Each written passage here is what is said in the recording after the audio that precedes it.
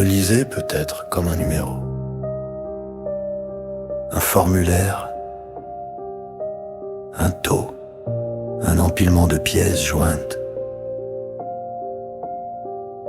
Moi, je vous parle debout.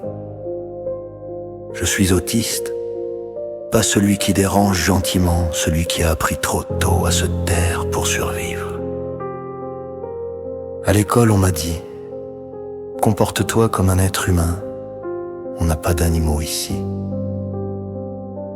J'avais 8 ans.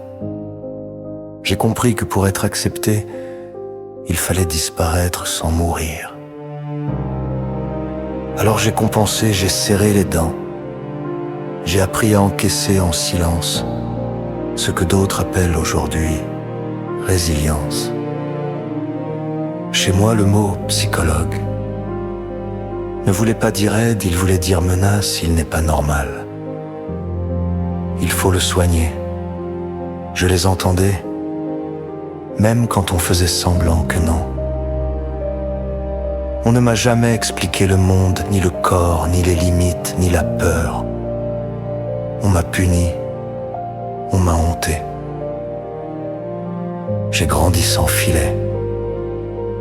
Adolescent, j'ai vu trop tôt ce qu'aucun enfant ne devrait voir.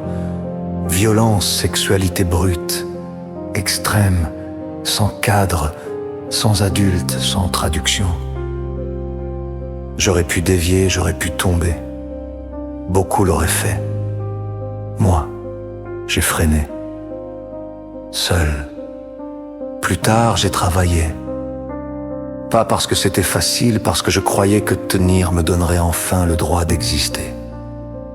J'ai tenu des années physiquement, mentalement, en avalant les humiliations ordinaires, les contacts non consentis, les jeux qui n'en sont pas, les pressions qui sourient. Je n'ai pas parlé parce que parler chez moi, ça avait toujours coûté plus cher que se taire. Et puis un jour, on m'a convoqué. Encore, sans dire pourquoi. Encore, quand une infirmière a essayé de dire « C'est moi qui ai pris la décision ». Vous ne l'avez pas laissé parler. Ce jour-là, j'ai compris, ce n'était plus une enquête, c'était une cible. Mon corps a lâché, ma tête a suivi. Je pensais mourir vraiment. Burn-out total, effondrement. Arrête.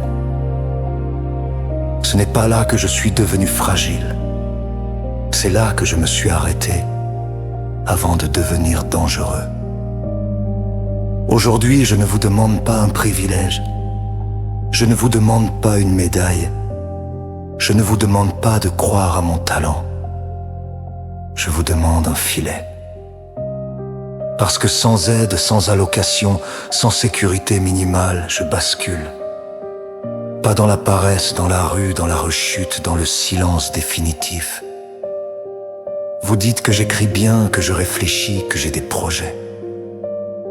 Mais vous confondez lucidité et capacité. Ce que vous appelez potentiel, moi je l'ai payé. En années de suradaptation, en nuits blanches, en rage rentrée. Je ne refuse pas de travailler. Je refuse de mourir à petit feu pour prouver que je mérite de vivre. Ce que je vous demande est simple. Reconnaissez que tenir trop longtemps peut aussi être un handicap. Reconnaissez qu'un être humain qui s'est autocontenu toute sa vie a le droit un jour à un sol stable sous les pieds. Ce dossier, ce n'est pas une plainte, c'est une alerte. Et si vous ne la lisez pas, ce n'est pas moi que vous refusez. C'est la mission même pour laquelle votre institution existe.